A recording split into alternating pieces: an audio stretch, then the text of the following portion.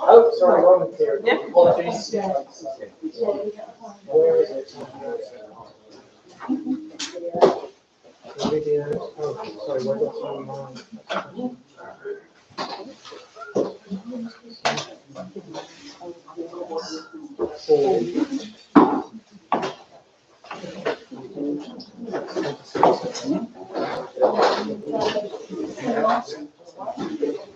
Doesn't mean to say it's not live. Do we not have a link somewhere? Just check it online.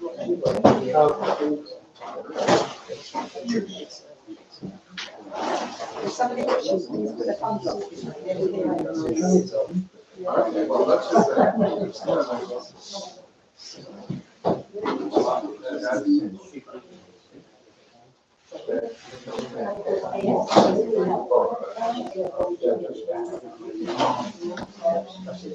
It's live.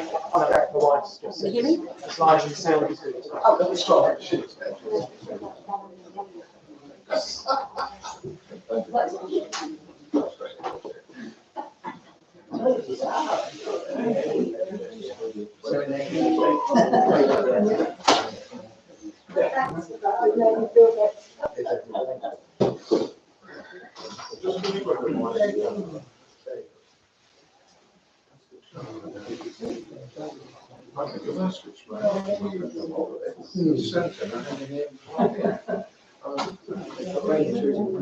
I find the second stop. I'm going to fix it when I just found it.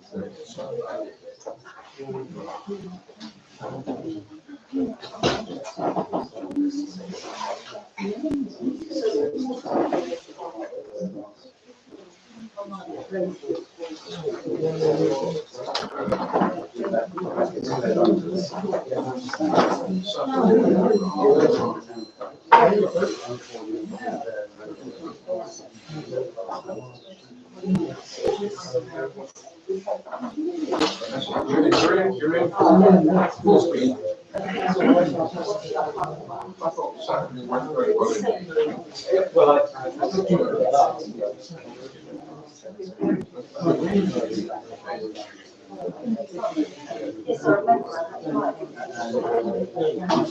Yes, yes, yes.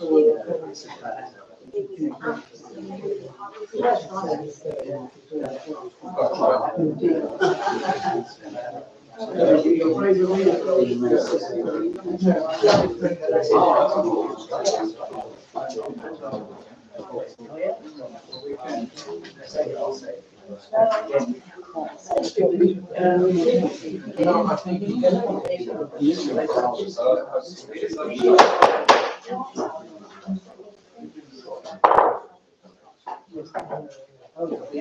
good evening, councillors and members of the public, to this ordinary meeting of Sandwich Town Council on Monday, the 28th of October 2024. The agenda is in front of us, and item 1 is the chair's opening remarks. I've got 4 things I'd like to just cover before we get into the main business. Firstly, our mayor is not able to chair tonight. He's attending a meeting with the Lord Warden of the Cinque Ports, Admiral Sir George Zambellis, ahead of his installation ceremony, which is taking place tomorrow at the Duke of York's Military School in Dover. Second thing I wanted to mention is that Sandwich had the privilege of hosting the Speakers' Day event for the Cinque Ports on Saturday, the 5th of October. The event was a great spectacle for all those that attended, and this was largely down to the great effort of the town clerk and all of her staff. So I'd like to thank Jill and pass on thanks to the rest of the staff for the extra mile they all went to. The third thing I wanted to cover was following the public consultation on the Kent Community Warden Service. Kent County Council has written to the town clerk to inform her and the town council that due to the reduction in the resources available for this service, this is not going to a good place, Sandwich will no longer be provided with coverage for the service. We will still see Peter Gill in the town, however, he is transferring to cover Eastry and the outlying villages, and his base location will be Eastry. The Mayor has written already to the head of the Community Warden Service to register concerns on behalf of Sandwich Town Council. Finally, I wanted to mention the grand opening of the Jubilee Centre, which happened on Saturday. Great turnout from volunteers and also the public. It was a great event. Opening speeches were given by Councillor Ingerson, Councillor Kevin Mills from the District Council, and also Sir Roger Gale as MP. I think that the key thing for me is recognising the amount of effort that's gone into the Jubilee Centre in terms of where it started from and where it has got to today. And there are a number of people that were mentioned on the day, but I'd like to just echo those thanks from the community and from the town council. So people like the trustee and management committee, so that's Colin Brazier, Claire Felton, Nicholas Gray, Vicky Tomlins, Claire herself, and Philip Woodhouse, ably supported by Terry Hopper. But in addition, the trustees mentioned to me that they wouldn't have got to where they got to without support of certain people within local government. So there were officers that they particularly mentioned in dispatches. So there was the support given by Roger Walton, Rob Reed Weston and Beverly Dempster, all of Dover District Council. But also a councillor and the Mayor of Deal, Ollie Richardson, was instrumental in supporting the efforts. Thank you. So they are my opening remarks. I can move on to agenda item 2, Town Clerk. Any apologies for tonight? Thank you, Chair. Yes, so Councillor Danielle Carter, a mayoral commitment. Councillor the Mayor, which is a speaker and mayoral commitment. Councillor Pennington, a travel commitment. Councillor Breen, a travel commitment. And we have apologies for Councillor Chandler due to illness. Thank you. Okay, moving on to agenda item 3, the minutes of the full town council meeting and committees. So the first... Councillor declarations of interest. Apologies. I missed that out. Very important for tonight. Agenda item 3, declarations of interest. This is to receive any declarations of disposable pecuniary interest from members in respect of business to be transacted on the agenda. Has anybody got any that they would like to declare? Can we have some clarification, please? So, obviously, myself, Councillor Mallet, are event organisers for the item regarding the Guildhall Forecourt. Do we have to declare an interest, or can we continue with To declare an interest is your decision. If you feel you want to declare it, that's absolutely. I'm not here to police declarations of interest. That's for you and obviously Councillor Mallet to decide yourselves. Yeah. Right, okay, thank you. No. Okay. Okay, moving on to agenda item 4, and that's the minutes of the full council meeting and committee. So this is to approve the minutes of the full council meeting of STC held on the 30th of September 2024. and to consider any matters arising from those minutes not covered elsewhere in this agenda. Does anybody have any comments about the minutes from the previous meeting? Councillor Black? Yes, 924(7). The last paragraph, I think James from the phrase that way. The council has approached the parking owners to share the concerns and explore the options to improve the situation for the elderly residents. I don't think it's just for the elderly, it's people who've got some limited mobility, because the issue is parking outside the, I think Councillor Morris has got some further information, she may be able to share later on. But we seem to have a problem. So do you want me to phrase it as vulnerable residents? But that, to my mind, would be preferable if the rest of you can read. I'm happy to correct it. Happy to do that, please. Yeah. Thank you. Any other comments from anybody? Councillor Ripley.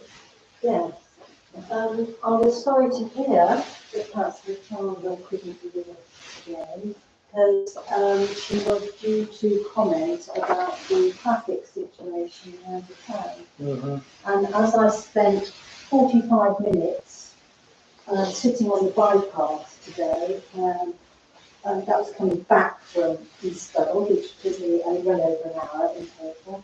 Getting there had taken me an hour. I just wondered what the position was, if she'd sent anything in about what she promised to do at the last meeting, which was to find out about the situation regarding roadworks, etc., in our area. Thank you, Councillor Ripley. Just before I respond, I'd like to add to that in that I popped into the medical centre today, and just as a member of the public, and I was asked by the receptionist, how's the traffic out there? Not as a councillor, but just a general conversation. I passed comment that it wasn't a good day, and the feedback that was received was there had been a significant number of cancellations of appointments today as a result of not being able to get into the surgery. Can I just mention as well that I believe our local taxi service was severely impacted. Thank you. Town Clerk, is there some follow-up action we could take on this? Yes, so I'm happy to email Councillor Chandler. I did get only the apologies about 30 minutes ago that she wasn't coming this evening, so it was late notice, so I haven't had any reports. Any other comments? Councillor Black? Yeah, 924(19). This was the letter we sent to the DDC. It did, I believe it did manage to get to the cabinet, but won't be able to get an update. You raised it specifically, I believe. There, the report reversing Excellent. at the council meeting on 16th of October. Thank you, that's excellent. Thank you, and I'd like to thank Councillor Moorhouse for taking that forward into that meeting. Any other comments? If not, can we take a vote on the minutes of the last meeting of the full town council? Anybody like to propose the minutes? Councillor Ripley? Somebody like to second them? Yeah, Councillor Franklin. Councillor Franklin, thank you. Voting. Agreed. Councillor Gray, are you voting? Yes, yeah, okay, thank you.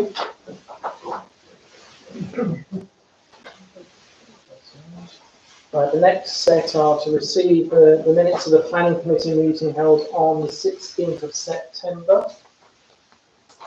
Any comments on these? No, thank you. Is somebody happy to propose them? Councillor Moorhouse? Second. Councillor Anderson? And vote?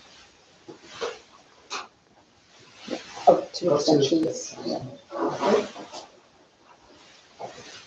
The third set is to receive the minutes of the Finance and General Purposes Committee meeting held on the 18th of September 2024. Any comments? No. Is somebody happy to propose them? Councillor Wiles, second. Councillor Tomlins. One abstention. Yeah.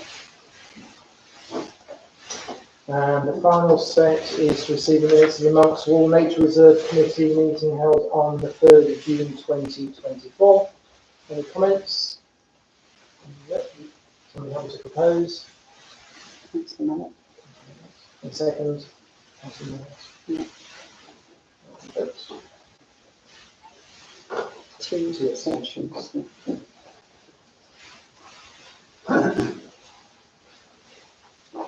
Okay, moving on to agenda item 5, payment schedules.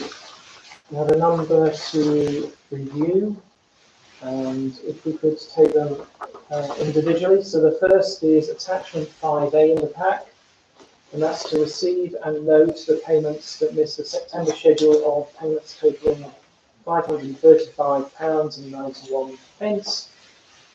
These were taken to the Finance and General Purposes Committee meeting for discussion.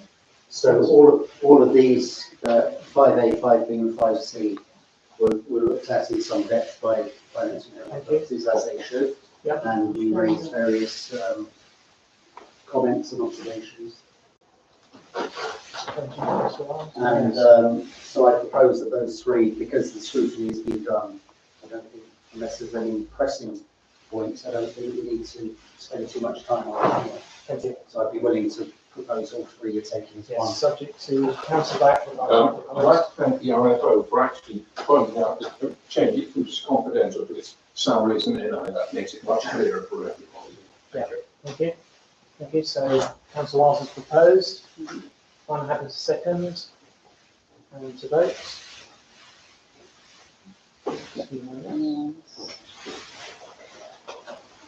So that's attachments 5A, 5B and 5C. Agenda item 5D, so council to confirm nomination of 2 signatories to authorise end of October payment schedules on bank lines. Sorry. Oh, yeah, sorry, the A, B and C. Yeah, Yeah. thank you. Yeah. Okay. Do you have any nominations? Councillor Franklin? Do you have a second? Councillor Lyons? Okay. So Do we Councillor, need to vote on it? yes, please. That's Councillor Franklin and Councillor Wise. And are you both prepared to do both of the, yeah, is that all right with you, Councillor Franklin? Yeah. Thank you very much. So that would be D and E, Yes. if everyone's in agreement. Anybody like to propose? And second, Councillor Griffin, and vote. Thank you very much. Thank you. Sorry, who proposed that? I didn't see that. Councillor Marie. Thank you. Okay. Yeah. Agenda item 6, public participation. And we've got, I believe, 3 speakers tonight. Is that right? We have, Chair, yes. So the first person is about the Abby Taylor from Oakenale. Thank you very much. Abby, if you'd like to come up the front, if you're happy to be on camera. If not, you can stand behind the camera. It's up to you. So the first thing I did want to say is I'm speaking today as if you were discussing both the conditions and fees, just in case I'm not able to make a meeting where you're going to discuss the fees. Thank you.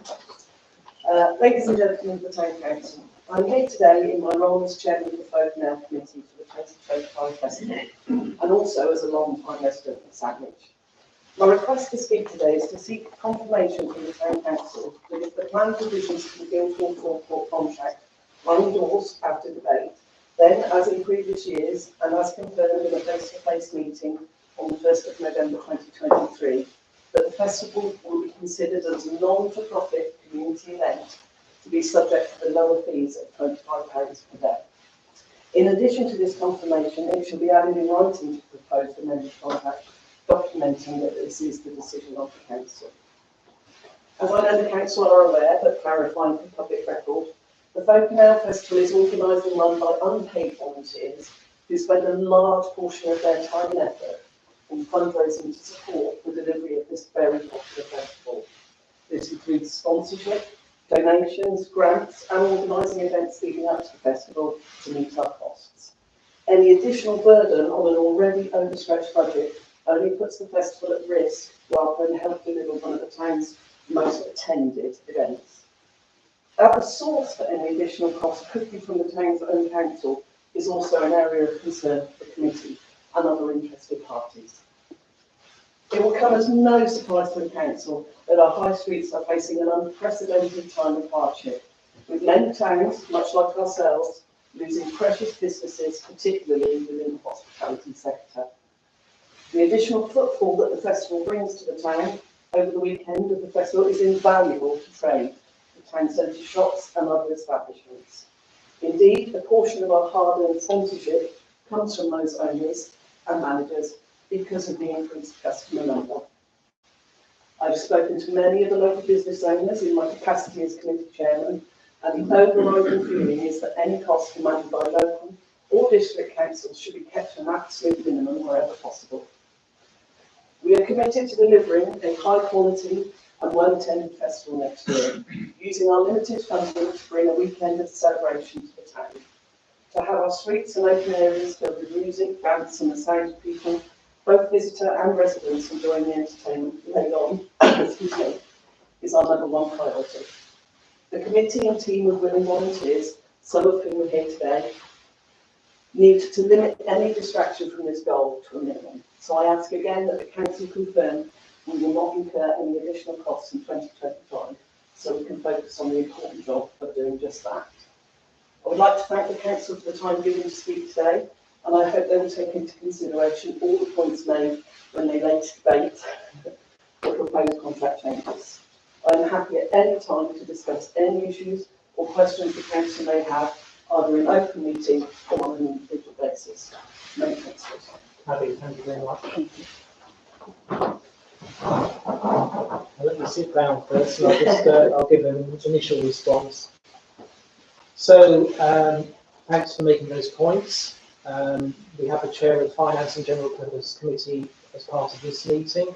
The process is that we will set the budget for the coming year over the next couple of months, and within that context, we will look at the fees for all the range of things that are available from the town council. So your comments are timely, and they will be taken into account when we're having the discussions within the committee. It will then come to the full town council once that has completed its process of the budget setting, and we will ratify or not the new budget, including the fees. Thank you. Thank you. Thank you, yes. So the second person who wants to speak to me, I think is it Margaret? Sorry, Jean. Sorry, apologies, Jean. Jean. The middle name is Margaret. Someone's on a very speakly. Thank you. Thank you, Jean. Are you happy to be on camera? Yes, I'm fine. Just towards the council. Excuse me. Can't see out my face. Right. Mr Deputy Mayor, ladies and gentlemen of the council, I'm currently the treasurer of the organising committee for the Sandwich Folk Nail Festival, and I'm very concerned that this important community event is facing financial problems that could be difficult to resolve. We're faced with reduced grants and inflated costs on all goods and services, but with stallholders and customers under pressure and unable to absorb these cost increases. The suggested increased pricing policy for users of the Guildhall forecourt plus electricity for almost anyone apart from registered charities needs urgent clarification. As I'm sure the people present are aware, since it is something that's been rigorously investigated by previous committees, the setting up of a registered charity is prohibitively expensive and not viable for a community activity, which is one-off event without the luxury of any paid staff. The Guildhall forecourt should be the heart of Sandwich, just as the village green is the heart of an English village. This attractive facility deserves to be used more, and all community organisations and local retailers should be encouraged in its use.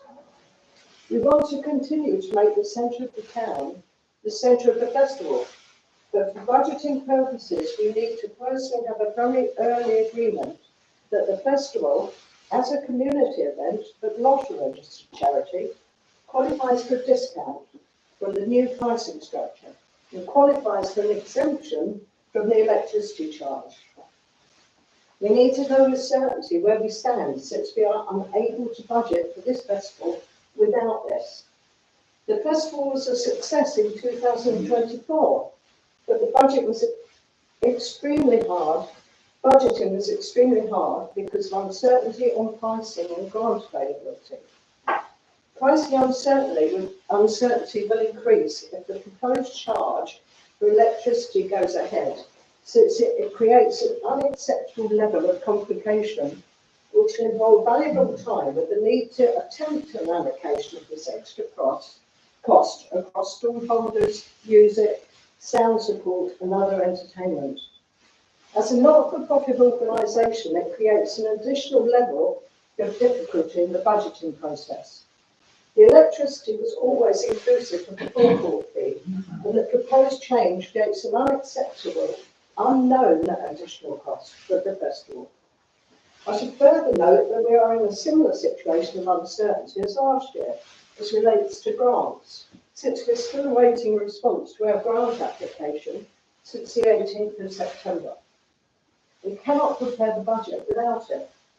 The festival only succeeded to make a profit in 2024 thanks to generous support from sponsors. We should like to think that the Sandwich Town Council should be one of the major sponsors in line with local business, being such a great promotion for residents and the town as a whole. I request your assistance to enable the preparation of our budget for next year and your support to ensure that we can deliver a successful showcase for the town and welcome back regular visitors as well as new ones.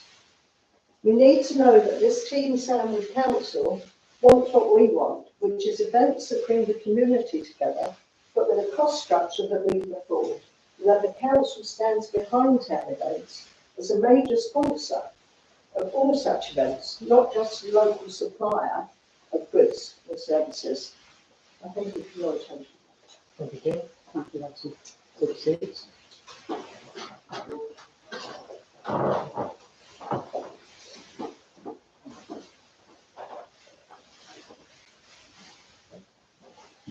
Okay, just the initial response, I think in terms of what I've said to Abby is similarly applicable to what you've just said, but thank you very much for providing your input. The one thing, a couple of things I want to pick up on. No increase, so you suggested within what you said there was an increase in fees. No fees have been discussed at this stage, so I want to make that clear. It will be done appropriately in the relevant council meeting, which is the Finance and General Purposes Committee to start with. We haven't got to that stage yet. The second thing, grants were mentioned.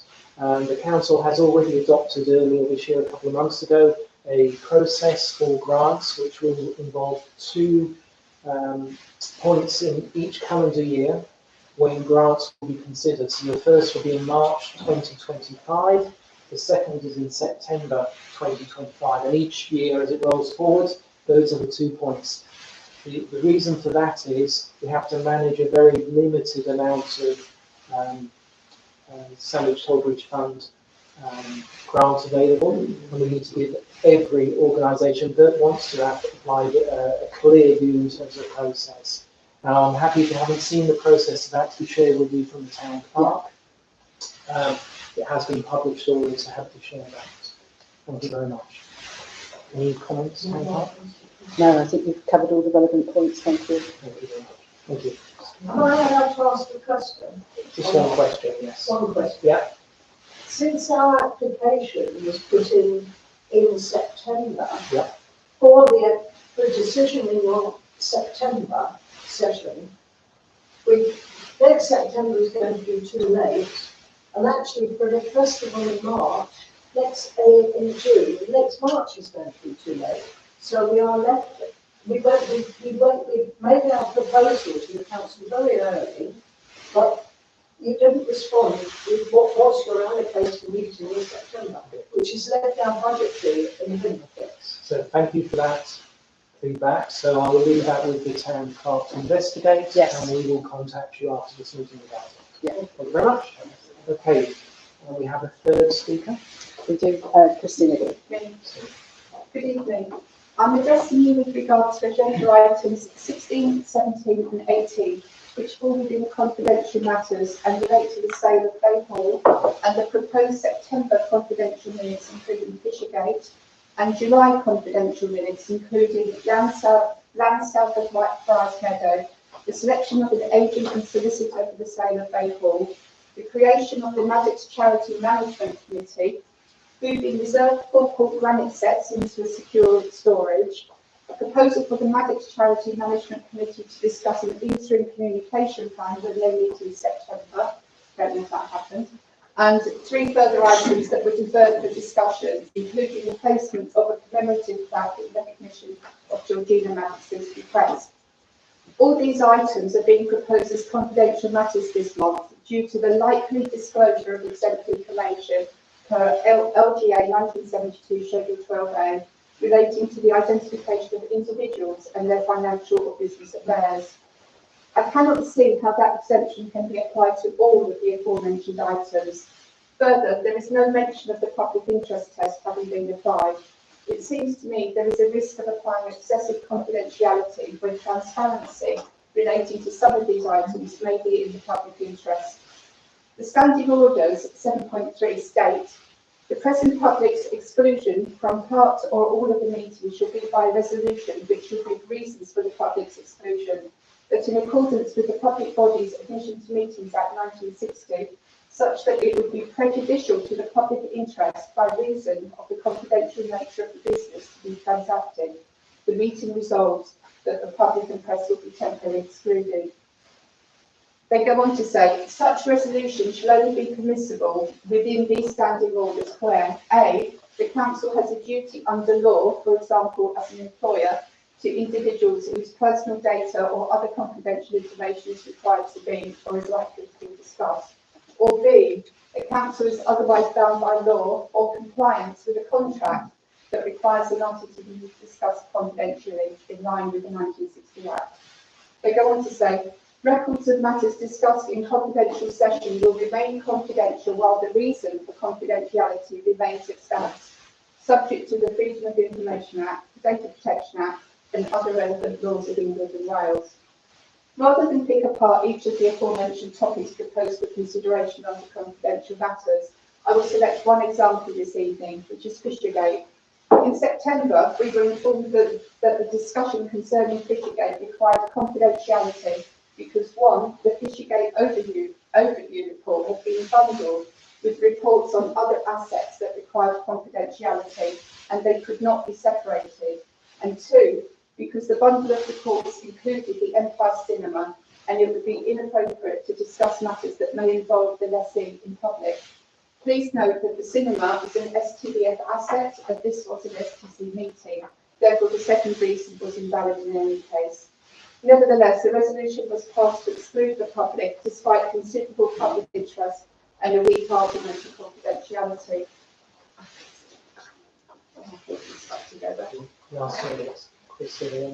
Oh, right, okay. I can't separate them. I might have to just give them two, but basically I'm asking. Okay, I'm going to go to the last paragraph. I'm asking councillors to consider these points, and I'll read them in time, when deliberating decisions to exclude the public from meetings.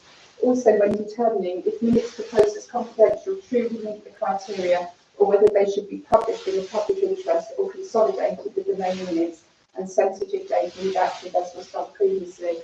And the public interest is transparency and accountability to promote public understanding and to safeguard democratic processes, good decision making by public bodies, upholding standards of integrity, ensuring justice and fair treatment for all, securing the best use of public resources, and ensuring fair commercial competition in a mixed economy. And that's as stated on the Information Commissioner's website. Thank you.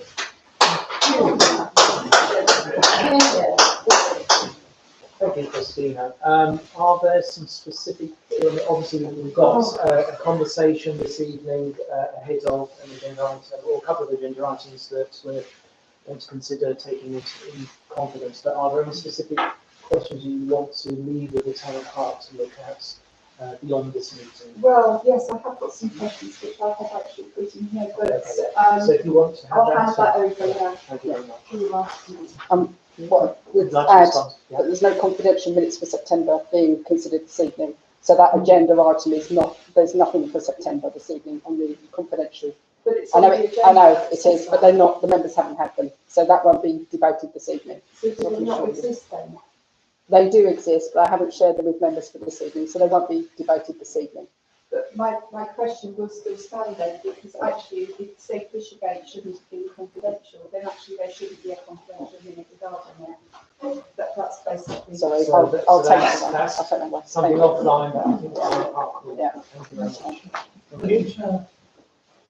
Sorry, may I just say, in accordance with one of the suggestions in accordance with Standing Order 713, is that where a written reply or other action should be allocated to a councillor to consider, and now suggest that this is a quasi-legal matter, that the councillor might instead of authorising you to sit down with Christina, go through the issues which you've raised, see if we can resolve them, and that for me to report back to the council at a later stage as to whether I think the council is being correct or not being correct in regards dealing with these confidential matters. Let's take it back on the same. Absolutely comfortable, if that's what they want to do, absolutely fine. Is anybody happy to propose that? Mr. Mayor, sorry, Deputy Mayor, may I speak to that something? Okay. I don't, my apologies, I don't feel it's right for a councillor to be cast as a conflict of interest, in my opinion. I do feel that if that's going to take the case, it should be an independent legal advisor that goes to the council to speak to members of the public regarding a confidential item. The other thing I'd like to mention is I do agree with Ms. Green regarding the last item on the agenda, which is the land south of Whitefriars Meadow. I do feel that should be in the public interest. The other items about Bay Hall, that should remain confidential, it has details on it, GDPR. Noted, but we'll pick that up at the point of the agenda. So, is everybody happy to propose the offer from Councillor Gray, Councillor Black, and are we happy to second that? Councillor Morehouse, who would like to vote? Two against. Yeah, two against. My vote, recording please, Councillor. Yes. Thank you very much. Okay, moving on to the next agenda item, and that's item 7. So that's a verbal report from our 2 district councillors on matters relating to Sandwich. Do we have any notice from Councillor Prendergast, who's not in the room? No, nothing. No? Councillor Morehouse, are you happy to stand up? I'm sorry, I'm unable to stand due to sustaining injury. That's fine. In the last 6 years. Yes. Thank you very much. But first of all, 57 New Street. So there was a meeting that took place last Thursday, and I am now waiting for senior planning officers and manager to get back to me on the contents of that meeting, which I will hopefully report back on at the next STC meeting, if not at the planning meeting beforehand. Secondly, with regard to the tree planting at Montague Place, which has been an ongoing issue reported to me back in August 2023. I've contacted Abbey Homes directly. They have come back with a report, which I have shared with the voluntary tree warden, and voluntary tree warden and I are going to undertake an audit of the tree planting. Because as I said at the last meeting, if those trees have been planted in accordance with the plan, the houses that run along the Black Lane would have some great deal more privacy than they have at the moment, and this is down to bad management of the trees. I also attended 2 meetings with regards to events in the town. The first with the ward councillors, Chris Townend, the Rebecca Dyer, who's the events management committee, and Roger Walton. And following that, I attended a meeting last Friday with Steve Laslett, and this was for the Sandwich Community Events Association. It has been confirmed that the TTRO, which is necessary for the closure of the Brook Street.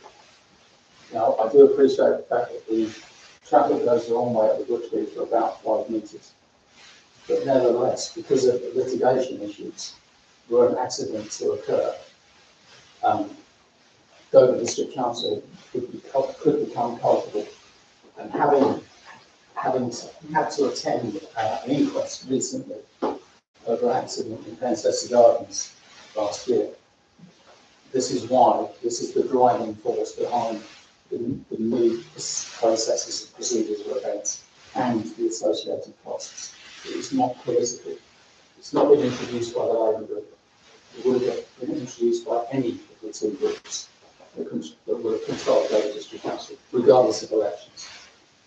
So anyone suggesting this is political is, frankly, not talking straight.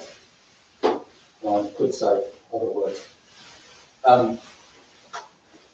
So the TTRO will be paid. TTRO, Dover District Council have offered to pay for that, the £910 fee for a period of either 12 or 15 months, 18 months, and that's to be confirmed. The other issue that they've agreed to is that the Christmas lights fun fair in Guildhall Car Park, there will be no compensation required for the loss of car parking space. So that event will go ahead with impunity, apart from, I believe, an administration charge. Regarding the compensatory scheme for the areas such as the Grass Creek and possibly Market Street, I'm confused about this issue with the CTRO, whether they're going to apply the charge of the CTRO and suspension of car parking. That's to be clarified, and that will be clarified in November. That's based on the events. And the other matters, the other issue has been the full BDC meeting that took place on the 16th of October, which I attended, and I read out the report verbatim regarding the two land allocations, SOP 21, which is the land adjacent to Sandwich Technology School, and SOP 22, which is Archers Road. And finally, not directly related to BBC, but I am reliably informed that a councillor is suggesting that I am a supporter of the Sandwich College being closed permanently to traffic. I would like to say that I've been a Sandwich Town councillor 14 of the last 17 years. I have never uttered a single word in support of that. I'm quite happy to swear on his Bible if you forgive me. That concludes my report. Thank you, Councillor Moorhouse, and that will be reflected in the minutes, I'm certain. Any questions of Councillor Moorhouse? Could I ask if there's been any progress regarding the L? The lines. The lines.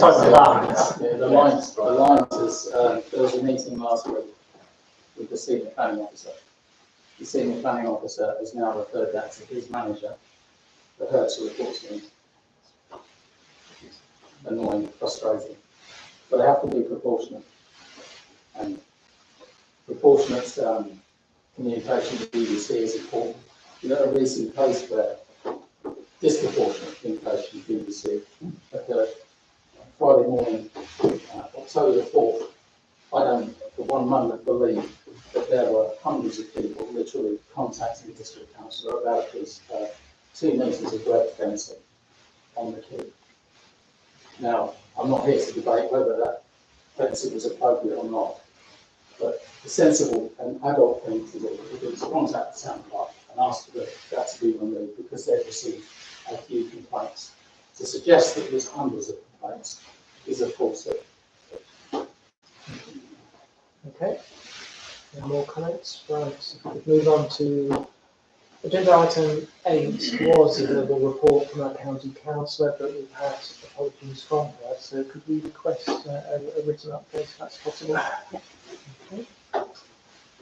And moving on to agenda item 9, and that would normally be a report from our local police representative and police warden for Sandwich. Well, we probably want that one, unfortunately, shouldn't we? But certainly from our local police representative. Have we had any contact at all from No. which has got a drop-in session tomorrow evening, 6 till 7 p.m. if anyone's interested to attend. Councillor Anderson.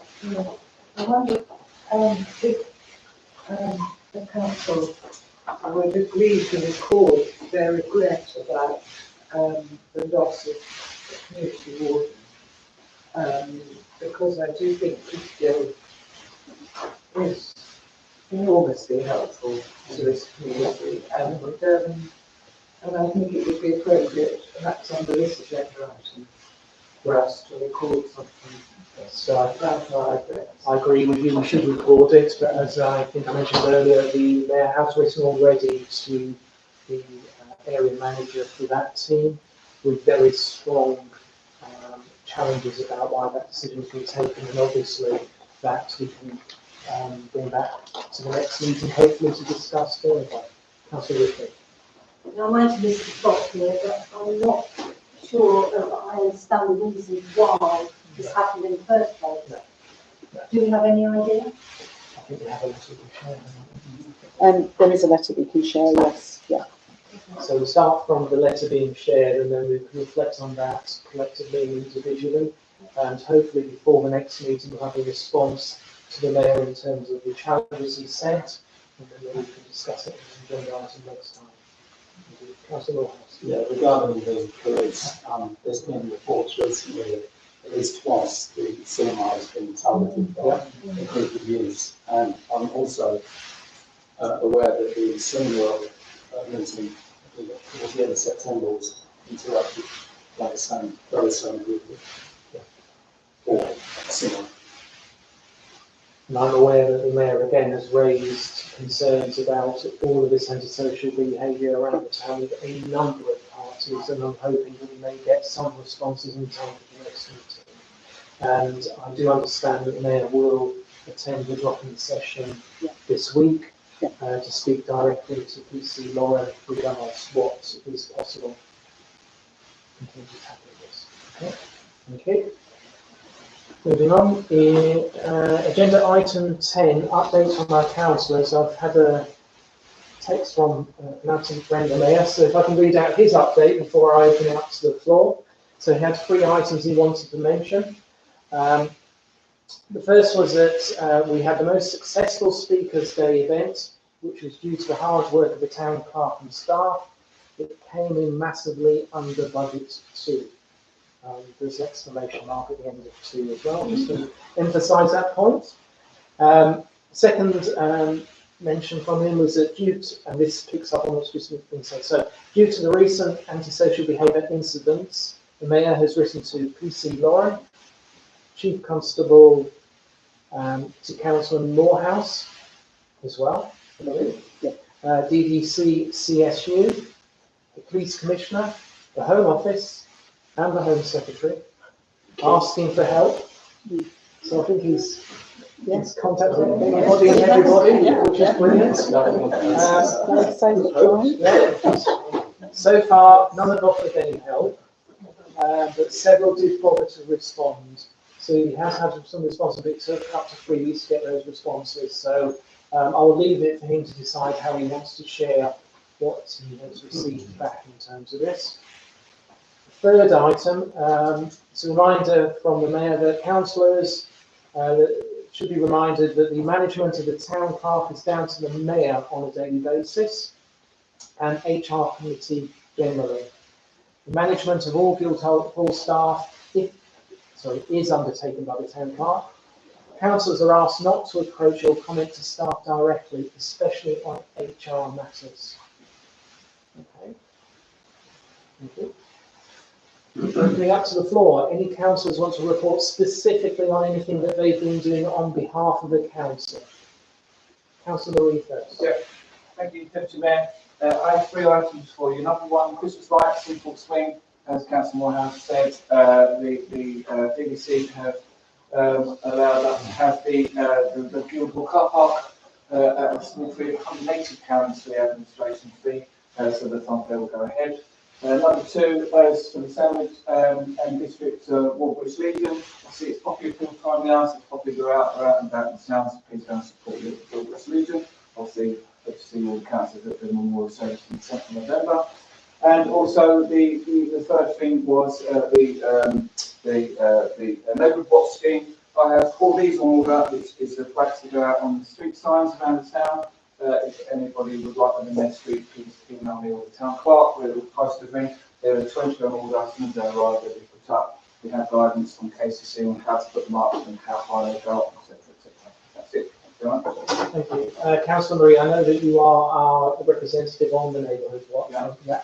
It would be helpful maybe to future weeks to actually come and explain to us exactly how the neighbourhood watch scheme runs in Sandwich. It would be helpful, I think, for many of us to understand how many interventions, what it is that we benefit from, and what we can do for the neighbourhood watch scheme as well, if other councils are in agreement. Yeah, well, I have to send you a report. I think Councillor Frank. Yeah, I think on behalf of the Portland Haven about the report from the Willow Bank. Yeah, I didn't realise it had to be done by a certain date, because of eels migrate up the river. But all the years I lived in Sandwich, I know they're bit eels, but I didn't realise they had a certain time. So, anyway, I worked on the route back. But as a matter of fact, P22 is now permanently left. It's upset. Thank you very much. Councillor Morehouse. Asked us to talk about the things that we have done for the town. Regrettably, I was unable to attend the council meeting last Wednesday as I was away in West Midlands. Secondly, although this is not directly connected to as a representative of the council, I would like to say thank you very much to the mayor and to the town clerk for their efforts for the forthcoming visit of the Honfleur Touring Association. This is very important because this is the 65th year of the signing of the Touring Association in 1959, and also the 50th year that we've been having again as a living association after 25 years of dormancy. So, thank you very much to the town clerk and to the mayor for their efforts in assisting with the tour of the board all on Saturday. Yeah, very much, thank you. Councillor Black. Thank you. You may know that I am London as the Secretary of the Tourism Forum. I attended a meeting, a networking meeting organised by Durham District Council on Wednesday, and that proved extremely useful for how we can develop tourism as some papers which I may circulate. Already I've got interest with Bets Hangar to say, can we use an exchange of museum staff and as a mutual visits, so to make sure that see the possibilities of some greater cooperation between those two, other than to be following from Visit Kent and so on. Thank you, Councillor Black. Okay. Thank you, everybody. If we move on to agenda item 11, and that's financial information, budget comparison, financial statements, cash book, bank reconciliations, and reserve reports. So we have got 3 items here. Attachments 6A, 6B, and 6C. Again, I think these may have been surfaced at the Finance and General Purposes Committee. So the first is to receive and note the Sandwich Town Council bank reconciliations as of the 30th of September 2024. To receive and note the Sandwich Town Council financial budget comparison reports as of the 30th of September 2024. And finally, to receive and note the financial statement cash book as of the 30th of September 2024. And as mentioned earlier, against financial items from Councillor Wiles, these have been presented to the Finance and General Purposes Committee and have been discussed in detail. So, do we have any final comments on these from anybody at all? Councillor Fortescue. Yes, I'd like to ask about Boatman's Hill Chapel. I see that payment is made of £180 for water rates and maintenance. So presumably there's a tap in the chapel or outside the chapel or something, or I mean, I haven't noticed that There's a watering tank. Yes, That's right. it's a watering tank. I just wonder about this building. I mean, it's a drain on the council's resources, and as far as I'm aware, it's not serving any useful purpose. So I think that's a reasonable comment, Councillor Fortescue. It is featuring in terms of discussions by the property manager in terms of their work. Councillor Wiles might want to update because the Finance and General Purposes Committee has got some interest. Boatman's Hill Chapel, as you know, has been empty for many years. Yeah. It's sold to us by BBC, but there was a covenant in the sale document which says it can only be used as a chapel. So that makes it worthless. So the property manager is going to be talking to BBC about whether we can negotiate a deed of release to allow other uses to be considered. And if that's possible, then we could perhaps rent it for a different purpose. If not, then it doesn't really have much on it. Councillor I Brendan. don't think that's quite correct. It was Derby District Council that wanted a lot of work spending on the roof. Derby District Council wanted to demolish it. This is an outcome from the local community. But I think they actually gave it to Sandwich Town Council for the amount of work involved. And Sandwich Town Council, I think it's done over £20,000 repair, putting a complete new roof on it. Where, mind you, since it's over, been up there, boarded all the windows up to the end of it, and all the doors. But it has a lot of money spent on it. So the roof structure is only about 25 years old. So I think at a future point, this will be brought to the Finance and General Purposes Committee to start with in terms of any proposals around it. I know the property manager is investigating the circumstances at the moment, and then subsequently that would come to the full council in place. Very possible. Very possible. Okay, are we happy to take the three of these attachments on block? And if so, is somebody happy to propose them? Councillor Wiles is proposing and Councillor Marie is seconding. I'd like to vote. You got that? Yep. Yep. Okay. Agenda item 12, we've got a Maddox Fund update, and that's coming from the town clerk herself, so we'll pass over to you. Right? Yes, thank you. On my report. Yep. Yes. Have you got it? Thank you. There you go. Thank you. Thank you very much. So following the last meeting, there were some queries which we have got responses to from the executors. So the purpose of the report is to share the updates received in relation to the Maddox Fund from the account manager for the investments at EFG Harris Allday, and share an update received from the executors at Williamson and Barr solicitors in answers to the queries. The Town Council has now received confirmation from EFG Harris Allday that the transfers of the shares from the Maddox estate have been completed to the Town Council discretionary managed account. The account of Gina Maddox Fund has an up-to-date valuation report which was shared by EFG Harris Allday and is attached as Appendix 7A. In addition, the Council received further correspondence from the executors Williamson and Barnes for the Maddox estate, and they are continuing their work on the accounting and tax affairs of the estate, and have shared the form HM Revenue and Custom Statement of Income from Estates. This is attached as Appendix 7B to the report. During the administration of the estate, income arising from the assets belonging to the estate is subject to income tax in the executor's hands. The statement shows the income element of the estate attributable to STC's inheritance for the period up to the 5th of April 2024.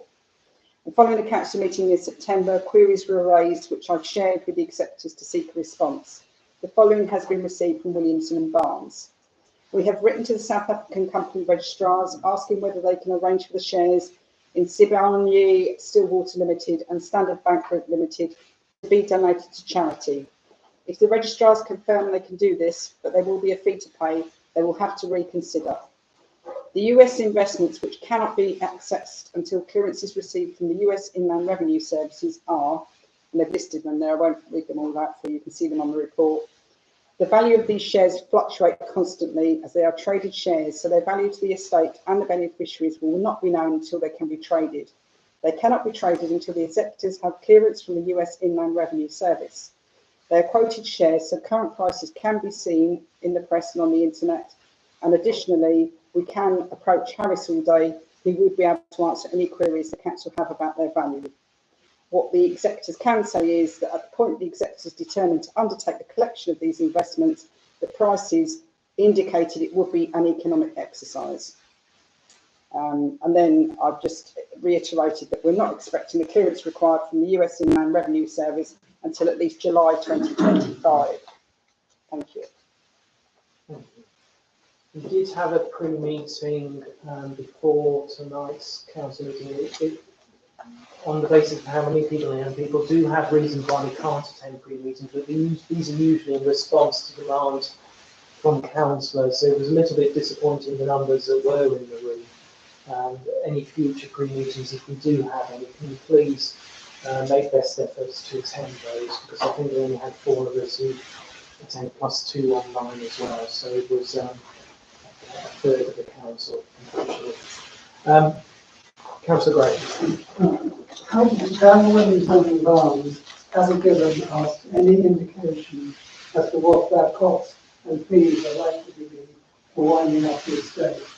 And also, do we know how much funds they are retaining in order to cover these fees? Because they can't take these property fees until they've completed the executive fees. And I really think if they haven't told us, they really ought to give us some indication of what fees are likely to be and how much more funds, if any, we will be receiving and likely to receive from them. So I have asked the question, Councillor Gray, twice now, and they are still working on the calculations. I think the process is taking a long time with the Inland Revenue and everything else. That's it's a very complex situation, and obviously we're not the only beneficiary. So they've assured me they are still working on it, and as soon as we get that information, I will obviously share that with members. Thank you, Town Clerk. Yes, absolutely. Okay, so do we have a decision here required? It's just to receive, yeah. I'm happy to propose receipt of the report. Anybody happy to second? Councillor Black? And voting. All in favour? Thank you very much. Agenda item 13, outside bodies updates. Town Clerk to share a report with a request that members appoint an outside body representative to join the Friends of the Empire Cinema Group to represent Sandwich Town Council. So if the Town Clerk would like to introduce the report, and then maybe Councillor Wiles could give his views in terms of his involvement up to this point in relation to that Friends group, because they need to join up as a request versus yes, acceptance or otherwise. Yes. So I just wanted to bring the attention to council that there is a new group set up, Friends of Empire Cinema, and whether or not you thought it was appropriate for a town councillor to represent the town council on that group, or even if it was appropriate, I don't know. Obviously, Councillor Bowles will probably know more than that. So I set up the meeting a few weeks ago when we had about 50 odd people in the ground at the cinema, and it was to set up a Friends group for the cinema. They adopted a constitution. They've elected a committee of 9 people, chair, treasurer, secretary, etc. I'm not aware that they've requested a nomination from the council, but I'm sure they would be happy for one of us to come to their meetings. But I suppose the other question is whether it should come from the town council or the Tollbridge Fund, given it's a Tollbridge Fund property.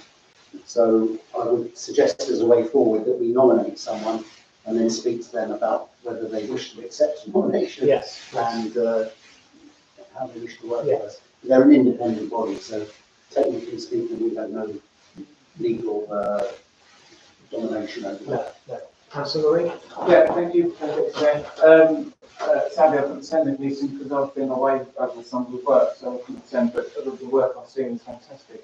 As it is SPC or the Tollbridge Fund asset, I do feel that we do need a representation on there from a councillor. And because Councillor Wiles, so the one I spoke to earlier on this afternoon, because all that work is done over the course of the month to get this going, and the amount of work that's been done for the Empire Cinema, which is great. I do feel I'd like to nominate Councillor Wiles as the SPC representation for the Empire Cinema. That's a good directional pointing, but Councillor Wiles, are you happy to have your name included in any communication? I'd be happy to go forward. We'll vote on that in a bit. Councillor Morehouse? Second. Okay, so what we're saying is that we would like to, what we're voting on, we would like to approach the Friends to nominate an individual, and we'd like to name Councillor Wiles as the council's representative.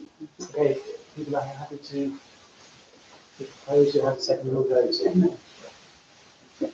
Okay, Harry? Councillor? I should make it clear that the Friends Group is an independent group. I've made it clear to them that if I come to their meetings, I'm sitting there as a council representative. Yes. And I can't wear two hats because there could be a situation where the council and Friends are negotiating or in opposition, so I can't ride both horses. Yeah, I'm confident, Councillor Wiles, that you will be able to distinguish that and make the right call. Councillor Black? Yeah, related to this, I see that I'm down as a representative for the Sandwich Festival Association. I've not heard any communications at all, and I thought my colleague, Councillor Marie, if he's had any, and is this still operative, and we seem to have no communications about it. Yeah, so I stood down as chair of the Sandwich Festival, so when they have their AGM, they'll be taken over, so it's up to the Sandwich Street Events Association to decide the details regarding whether they want to have SPC representation in the future. I haven't got any minutes for you, do apologise. We didn't have any meetings this year due to the fact it's normally an ongoing process and it's all run by other bodies, so we don't technically haven't had a meeting. But as I said, I've now stood down as chair of the Sandwich Festival, and it's now up to the SCA to decide whether they want that outside body representation. Thanks for the update. Okay. Councillor Anderson? Yeah. Well, I've said this before, I'm on the Sandwich Dementia Action Alliance as a council representative, but I've never voted on it. So, I don't think these do exist. I presume they're based on age concern. I'm happy to take that away for selection. Okay, so there's an action by the town clerk, Councillor Anderson will be investigated to go to these guys. Thank you. Can I just make a suggestion to that? So maybe when the new mayor comes into effect next May, maybe this can be looked at and refreshed. Some groups are not meeting, some groups are all the time, so that can be tweaked and addressed and looked at. It's a good suggestion, and I assume town clerk will do that in the lead up in any case. Yeah. Yeah, thank you very much. Councillor Gray, final comment? Well, we are looking at this. I noted there's no mention of the Sandwich United Charities, of which we are meant to have 4 or 5 representatives in it. I don't know, I can't remember offhand. 4. They are refusing to nominate anybody or accept any representative. They say they've changed their rules unilaterally so that they don't require us anymore. And I think this is a disgrace. And really, this needs to be followed up and some action needs to be taken. So what I would say is an amount of work was done investigating, because as you know, Councillor Graham, and a number of exchanges of communications. I think possibly we can take the opportunity to take stock in case in terms of where we are or think we are. For me, my personal view is that when we come to the next year's round, we should do what we should do as a council, which is nominate, unless their constitution has been properly changed and lodged with the Charity Commission, because we should still play our part for the community more widely in terms of providing nominations to that particular charity. That's my personal view. Well, can I just make a comment on that? I do believe, me and Councillor Franklin have discussed, I do believe they have changed their constitution with an EGM meeting with all the trustees in place. This will need to be followed up with the Charity Commission. I do believe that they have to lodge it with the Charity Commission. So I'm not sure whether the town clerk can look into that, but I do believe they have. Thank you. I would say, yes, they did purport to change their rules at a meeting of the trustees. When there were at that stage, we had nominees who should have been present at that meeting. And that meeting is probably arbitrary, and they probably have no power to do that. So, Councillor Gray, thank you. It sort of illustrates the passage of exchanges that have happened on this. So I think we do need to take stock and decide what feasibly we can do. If anything. Thank you. Yeah, Okay. Yeah. Agenda item 14, we have an update from the town clerk on the work to improve the biodiversity of the Monkswall Nature Reserve. It's been presented for a decision is required on whether to appoint a planning consultant. I was going to propose that we defer this because when I've looked at the detail, there's very little detail in terms of what the scope is or what it is that it will cost. So if anybody's happy to second that, I prefer to defer it to the next meeting. Councillor Morehouse is seconding that. If you could vote on that. I was going to say that this is time dependent because of the breeding season thing. You might defer it for a month, but it might turn out that it ends a year later. Okay. And I think we should follow the recommendation from the nature reserve. So I've already made a proposal. Thank you. Yeah, It's I know noted, that. Councillor Franklin, and it's been seconded. So if people would like to vote on the basis of what we've got in front of us, which is a brief report, if people would like to accept that we do refer it to the next meeting of the council so we can get further background information on this. Before you already voted. Voting. Yeah. Already voted, Councillor. So 1, 2, 3, 4, 5, 6 in favour. How many abstentions? Sorry, could you keep your cards up, please? 6. How many abstentions? 1 abstention. And then how many against? 1, 2, 3, 4, 5. Okay, so that's carried.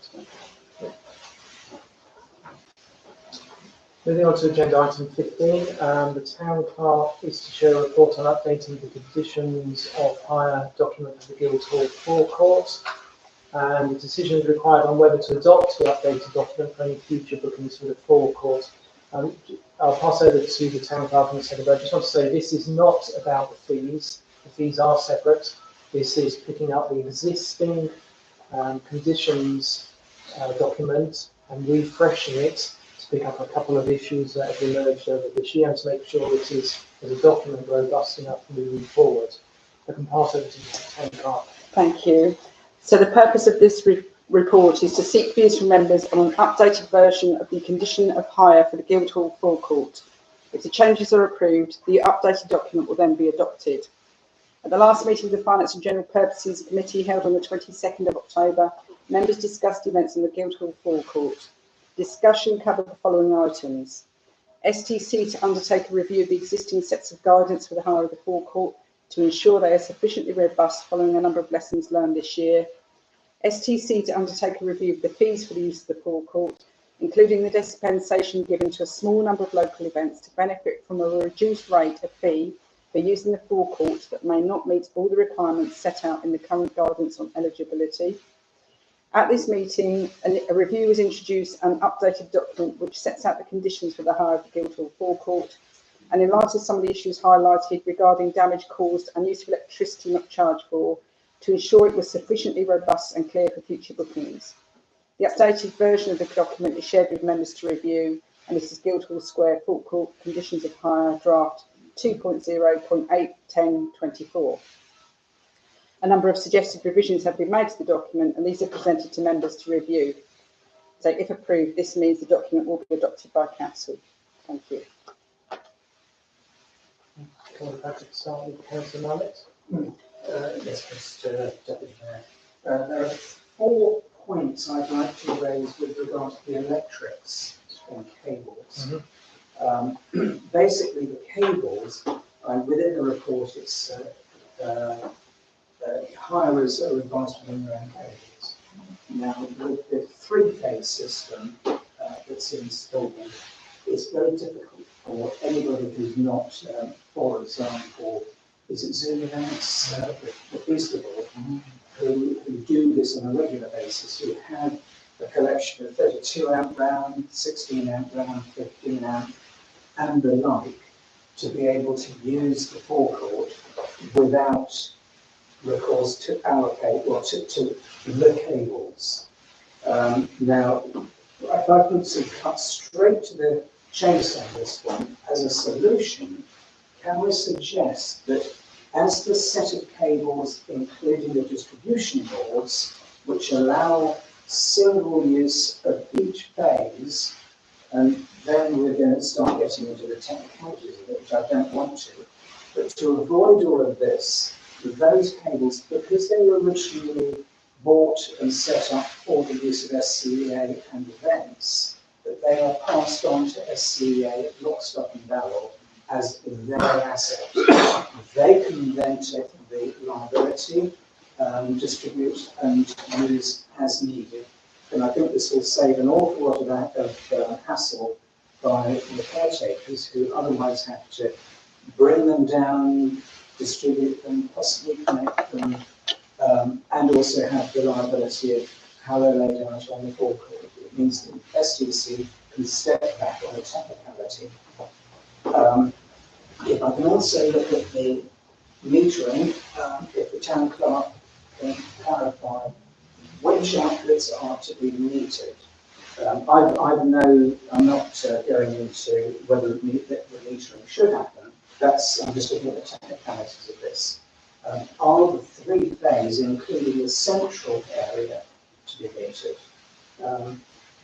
The centre lid, through which you access the central, one of the things I noted some time ago, by putting a carrot and allowing the lid to drop, even though it has a retaining air compressed air shock absorber, will chop the carrot in half.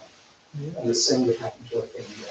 So that is a liability if the council. It's been actually repaired. It has. Yeah. I've not tested it. In relation to the electricity meter, I've just been assured by the qualified electricians that we employ as a town council to do our electrics, that we are now in a position where if anyone uses electricity in the forecourt, we have a check meter, so we can actually quantify how much electricity is being used. What the technical aspects of it, I'm sorry, I couldn't tell you. Oh, I can certainly ask the electricians. I'd be happy to speak to them and to clarify. And last but by no means least, are you going to charge us? And I'm speaking on behalf of the lights, if you will accept. Are you going to charge us for the lights? Actually run the lights? Because I would hope that the lights are considered part of Sandwich, and it would be inappropriate, regardless of what else is charged, to be charging for the pretty lights going on. Because if you did, it would be appropriate also to charge for the water that Sandwich and Rony uses. Thank you. Thank you, Councillor Mallett. We'll come back to that question as a round-up. Okay, thank you. Councillor Morehouse and Councillor Anderson. Regarding the electricity, are there any projected revenue for this? No, sorry, no. Because we haven't been able to quantify. I mean, we can look at the Guildhall costs for electricity, but they won't tell me how much of it we've used outside and how much we've used inside. So that's why a check meter has been installed, so that we can quantify. Affordability of events perspective. Yep. And whether the administration involved is disproportionate to the amount of revenue that you generate from it. So one point I was going to mention was that the charging of electricity was within the guidance for a number of years. It just wasn't invoked. So this isn't a new addition in this guidance. It's actually picking up what has existed previously. Now, putting aside any discussion about why it wasn't or why it should have been, but it is bringing forward something that was previously included in the guidance. Councillor. Yes. Now some moment to make this point, but I am struck by the comments that are continuously made by local organisations about difficulty of becoming a registered charity. And we had another set of remarks just now, where it was, for example, said that it's prohibitively expensive to set up a charity. Well, I'm currently looking at the Charity Commission instructions as to how to set up a charity, and there is no fee. I know this because I've been frequently engaged in setting up charities. And have been a trustee of a number of charities over a very long period. There is no fee to set up a charity. So I don't understand that comment.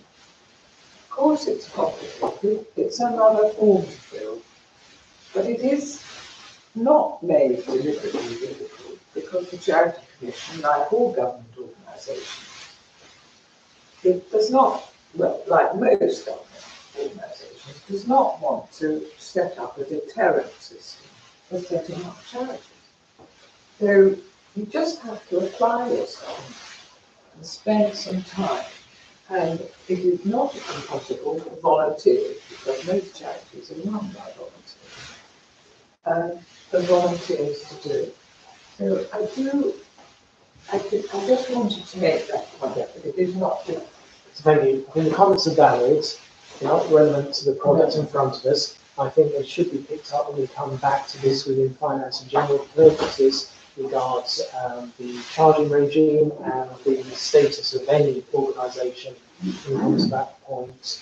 Hopefully in November, but that'll be down to the chair of that committee. Councillor Murray.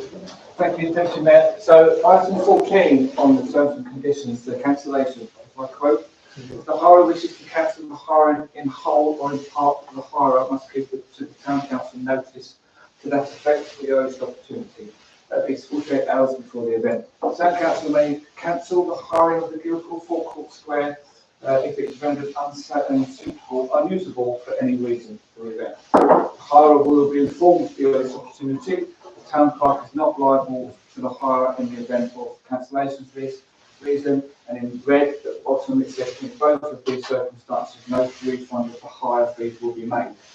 Now I had a meeting with the Folk Health Festival and we spoke about this, hence why we've had a couple of speakers here today. And they wish to have an amendment because technically that doesn't seem legal. If the event cancels, then yes, the town council have every right to keep the money for regardless. The town council, if the town council cancels for any reason, then I do feel that if you take the full claims court, you would be the person you would. So I'd like to make an amendment to that, please. So it says that if the council is at fault due to the cancellation of a refund of the hiring fees should be made back to the hirer. So if the council, in basic terms, if the town council cancels at any point in time, the hire fees are given back to the event or to the event or the hiring square. Thank you, Councillor Marie, and we'll come back to that as well at the end. And we can, if you want to propose it to that point, Yes, then I do. Councillor Black. It's very really cast as a pen. Again, thank you very much for amending the second part of what I raised at the GP, which is going from the third person to the second person. But you still got it wrong, if I may suggest, under statutory requirements. If you please have it consistent. You suddenly change from the hirer to you in the third paragraph. Which section is that? Which number? It's under statute requirements and insurance, number? paragraph 3. Please note that the cost. Yep. We're just trying to find it, don't worry. Yeah, I understand. We had the same problem last time. It's probably slipped through the cracks. The other one, you know, quite right. No. Thank you. Yeah. Okay. Councillor Fitzgerald. First one, very minor point, under 8, alcohol license. I think it should be sale and consumption of alcohol are not permitted, rather than it is not permitted. And under liability, 12, I don't want to be too pessimistic in all the disasters that could occur in the Guildhall forecourt. But I suggest we might have a phrase along the lines of violent or terrorist incident, because I think the scenarios currently outlined don't include some maniac with a gun firing bullets in the Guildhall forecourt. So I didn't capture, it was something or terrorist incident. Fine. Well, you Violent, violent. Violent or terrorist. Okay. So final comment from Just Councillor Ian. just to comment on Councillor Fortescue's comments, the sale of alcohol and stuff, and the food safety stuff, all the resident stallholders hold 10 licences, they get their own. We ask you to require them to get their own and show us their food safety certificates. Regarding an emergency incident or terrorist incident, the Essential Events Health and Safety Policy states guidelines of what to happen. It's exactly the same pretty much as what the school, which is run by basically phone police. There are lots of egress areas for the square, as you can see, you've got loads of open spaces. So a terrorist incident within the town, it wouldn't probably happen. I'd say that, but it's one of those things. Final comments. So electricity, I think it's a useful point about how much might be charged. I have no idea whether it's in the tens or the hundreds of pounds. I know some of the stallholders cook with electricity, which I assume uses a lot. So it might be useful in advance to give a rough idea to the event organisers of how much they might be charged, and whether it would be simpler to take that from the deposit rather than charging separately. So the inclusion of the deposit in the guidance is protection for the council in terms of damage. It does stand alone, so it's not a charging element of the fees. So if, for example, it was £10, it's hardly worth giving this time. So. That might muddle the finances of the processes for the RFO. Yeah. But just going back to the point about charity status, we've accepted in the past the principle that non-profit event organisers will pay a lower fee than the commercial events, such as feasible. But I think under 18, where it says charity or community events, evidence will be required, such as charity registration or community status registration, such as CIC or CIO. I think it's still too vague. We're going to be heading for a conflict at some point, because historically the groups have not taken the decision to set themselves up as charities or CICs or CIOs. As far as I'm aware, they're all unincorporated community associations. So is that covered in that paragraph or not? And if not, then we're facing a difficult negotiation. So I'll come back on that. So we finished in terms of comments of that. So okay, nothing's really critical. It's regarding the comment that Councillor Walsh just made regarding CIC CIO. So open house festivals applied twice, lights have applied once, but they don't meet the criteria, so they are excluded. That's the ballpark. That's how it is. So you can talk about events getting CRT and CIOs. The criteria is too high for such a small events teams that want to run that. The only ones that can do it is the SCEA. There used to be one for the CIO. The CIC. That's it. And CIC for the sandwich shop that is run parallel with the SCEA, but that's that one. Thank you. Okay. I think we've taken enough comments. In terms of the final comment around the charity community events, this was the existing guidance within the product, so this was the existing draft. The discussions around the status, etc., will be picked up by Finance and General Purposes Committee as part of the next year's regime of charging. So I don't think it's integral to the product itself. However, we've got a few proposals here in terms of amendments. Firstly, Councillor Rees, in terms of yours. So it will be, the cancellation, since the cancellation fees, it is the Sandwich Town Council cancel at any time the use of the Guildhall forecourt. They refund the event for the higher up, the full amount. Thank you. Okay, so we'll take that as a proposed amendment when we vote. We also had Councillor Mallett in terms of the Christmas lights and the gifting of the catering to SCEA. Yeah, so my personal view in terms of that should be kept separate, and that should be an offline discussion with the town clerk, because there's too much detail there to investigate. Okay, understood. Yeah. Because again, it was part of the document previously written. If we want to change that, I think we need to do some detailed discussions with town council, if you're happy with that. I'm okay with that. So there is an exclusion for Christmas lights because of the breadth and depth of the community impact of having lights available during the period of the lead up to Christmas. Okay. We're happy to vote on that. Anybody happy to propose with those two amendments? Councillor Moorhouse, Councillor Ripley seconding. And having a vote, acceptance or?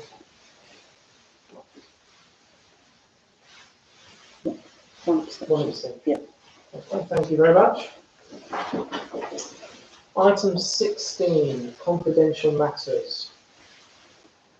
Under the Public Bodies Admission to Meetings Act 1960, extended by Section 100 of the Local Government Act 1972, the public may be excluded from the meeting for the following items of business on the grounds that they involve the likely disclosure of exempt information as defined in Part 1 of Schedule 12A of the Local Government Act 1972 by virtue of the paragraph specified against the item. Number 1, information relating to any individual. Number 2, information which is likely to reveal the identity of the individual. Item 3, information relating to the financial or business affairs of any particular person. Is anybody happy to propose that?